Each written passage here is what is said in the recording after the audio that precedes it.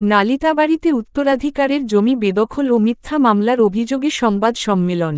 NSN chief reporter আমিরুল ইসলামের ANB multimedia প্রতিবেদন। অনেকদিন বন্দের ভোগদখলে থাকা উত্তরাধিকার সূত্রে প্রাপ্ত পৈতৃক জমি জোর করে দখল ও মিথ্যা মামলা দিয়ে হয়রানির প্রতিবাদে সংবাদ সম্মেলন করেছেন ৩ ভুক্তভোগী। রবিবার ২০ জুলাই বিকেলে শেরপুরে নালিতাবাড়ী উপজেলার পোড়াগাঁও ইউনিয়নের পূর্ব সমসচূড়া গ্রামে এই সংবাদ সম্মেলন করা হয়।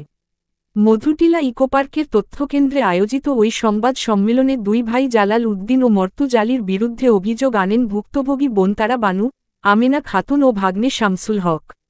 সংবাদ সম্মেলনে বলা হয়, সমসচূড়া গ্রামের বয়েজ উদ্দিনের মৃত্যুর পর উত্তরাধিকার হিসেবে দুই ছেলে জালাল উদ্দিন ও মর্তুজ আলী এবং ৩ কন্যা কদবানু, তারা বানু ও আমেনা খাতুন জমিজমা বণ্টন করে নেন। ৩ কন্যা ৩০% করে ভাগে পেয়ে দীর্ঘদিন ভোগদখল করেছেন। সম্প্রতি দুই ভাই জালাল উদ্দিন ও মর্তুজ আলী দুই বোন তারা বানু ও আমেনা খাতুনের ৬০% জমি দখলে নিয়ে চাষাবাদ শুরু করেছেন।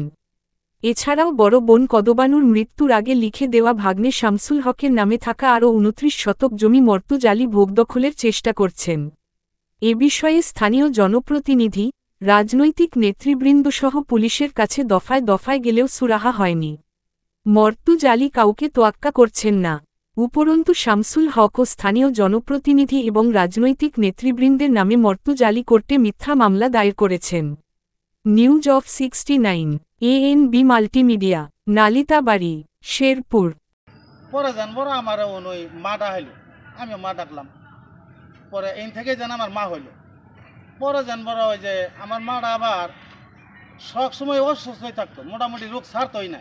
খালি আমার মান না, আমার এই যে খালা আমার বড় একটা খালা ছিল, এখন বাইসি আছে, মানে ও রোগ ছাড়েই না। পরে মনে করেন আমি ওই যে মার যে জমি, এবার যদি আমি অপারেশন করে যাই তাহলে আমার জমি লেখে নিবা তুমি, আমার তো জমি আছে, আমার তার কেউ নাই। আমি না করছি বলে না, এটা হয়তো মানুষও খারাপ বলবো, এনে মনে আছে আমি মারা গেলাম গা, তখন আপনারা কেরা বলবো। এটা বেরি মানে না, জমি না লেখে নিলে এই অপারেশন করবে আর যাবো না। লেখে দিল, আমি লেখে নিলাম। নানাও বলছে যে কোনো সমস্যা না, মামারাও বলছে, মামারা আবার ওই জমিতে লেখে দিছে আমারে, মামার আমি যাইতে বলছি, মামা যায় নাই। জোরপূর্বক জমি দখলের চেষ্টা, মিথ্যা মামলা, হয়রানির প্রতিবাদে সংবাদ সম্মেলনে তাদের পক্ষে আমার ভাই মোহাম্মদ শামসুল হক সাহেব এবং আমার দুই খালা কদবানু এবং তারা বানু, তাদের পক্ষে, তারা বলতে পারে না, পড়তে পারে না বিদায়, তাদের পক্ষে আমি আজকে এই কথাগুলো উপস্থাপন করছি। লাগাই লাগছে এই কথা কেরা লাগাইছে আমার ভাই নাম দুই ভাই অর্ধেক শুনেন, আপনি কবেন যে আমি 30%। আসলে এই সমস্যাটা দীর্ঘ 10 বছরের সমস্যা, ভাই বোনদের সমস্যা। এদের জমিগুলা বুকদখল করে খাইতেছে ভাইয়েরা, বাপে তাদের সম্পত্তিটা দেয়া গেছে, এরা এই ভাইয়েরা দেয় না। ইতিপূর্বেও আপনার ওই বিভিন্ন চেয়ারম্যান, মেম্বার, এলাকাবাসী অনেকেই সালিশ করছে, সালিশে ব্যর্থ হয়েছে। তো থানা তারা একটা এন্ট্রিও করছে, এন্ট্রি করার পরে থানা থেকে আমার একটু দায়িত্ব দেওয়া হয়েছিল যে আপনি একটু দয়া করে একটু মিলপিস করে দেওয়ার জন্য।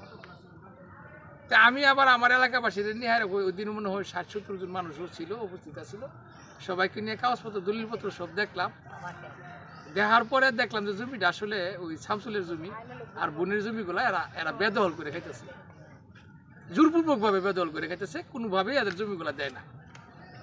আর মানুষও, এলাকার মানুষও যায় না এই জমিটা মানে সুস্থ একটা বিচারের জন্য, এই জন্য যায় না যে এরা এই যে শেরপুর নেই কেরা থাকে না কি, ওদের কি যারা জামাই, ওনারা বিভিন্নভাবে মামলা দেয়, বিভিন্নভাবে মারধর করে। ইতিপূর্বে নাকি ফারুক মেম্বারেও মারছে, আমার সেক্রেটারি ফারুকের নাকি ভয় ভীতিতে আইছে, আর এলাকাবাসীর অনেকে ভয় ভীতিতে আইছে, দেয় না। এই জন্যই এরা জমিগুলা পায় না, এই মানে বিভিন্ন সমস্যার কারণে। আমরা যারা বিচারক, বিচার করে আসি, সালিশ করে আসি, প্রায় আপনার ওই এলাকার সমাজের 80% সালিশ কিন্তু ওই এর থেকে শেষ হয়ে যায়, মানে এলাকায় শেষ হয়ে যায় সালিশগুলা। আর বাকি 20% সালিশ যায় কিন্তু আদালতে, সবগুলো 100% সালিশ আদালতে যায়।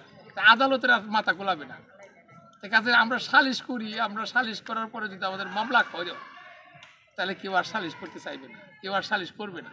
কারণ সালিশ করলাম ভালোর জন্য, নিজের খায় নিজের করে ত্যাগ তিতিকা সময় নষ্ট, সব কিছু নষ্ট করে এরা সারাদিন থেকে সালিশটা করে আসলাম, তারপর দেখলাম যে আকবর নামে মামলা হয়েছে।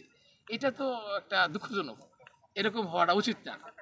বিষয়টা আসলে আপনাদের মনে কীরকম ভাবতেছে যে আমরা সালিশ করে যদি আমরা মামলা খাই, তো পরবর্তীতে মাতাব্বররা কি তারা সালিশ করবে না করবে না, এই বিষয়টা আপনাদের কাছে প্রশ্ন রাখলাম আর কি। সকলেই ভালো থাকেন, সুস্থ থাকেন। আসসালামু আলাইকুম।